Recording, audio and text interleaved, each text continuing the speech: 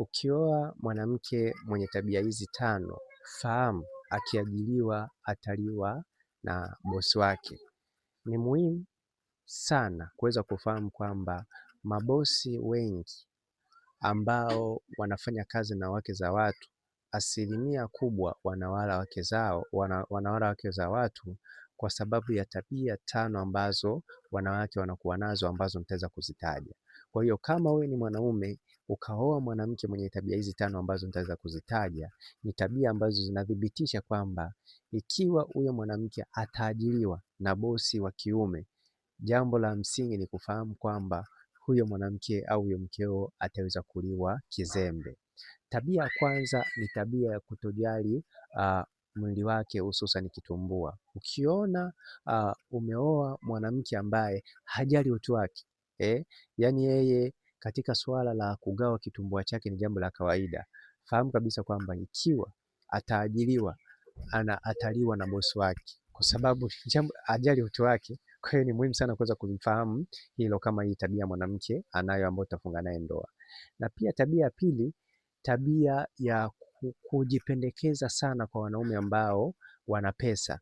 Ukiwa umeoa mwanamke ambaye ana tabia ya kujipendekeza sana kwa wanaume wenye pesa au kujishobokesha kwa wanaume wenye pesa, fahamu kuwa akiajiriwa ni rahisi kuweza kuliwa na bosi wake. Kwa hiyo ni vizuri zaidi kuweza kufahamu hilo. Na pia tabia ya tatu ni tabia ya kufanya jambo lolote ili mradi aweze kupata kile ambacho anakitaka.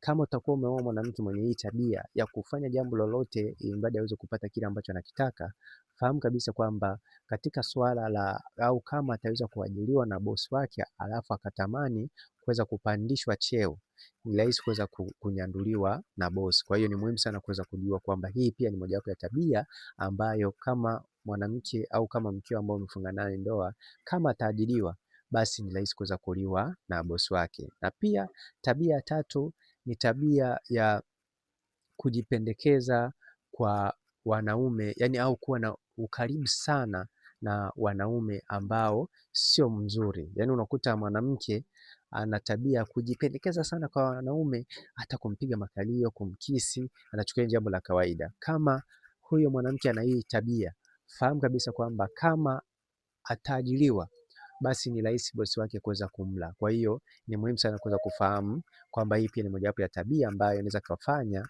mke wako akaweza kuliwa na bosi wake. Na pia tabia nyingine ya mwisho ni tabia ya kugawa kitumbua. Ni muhimu sana kuweza kujua kwamba kama umeoa mwanamke ambaye ana tabia ya kugawa kitumbua,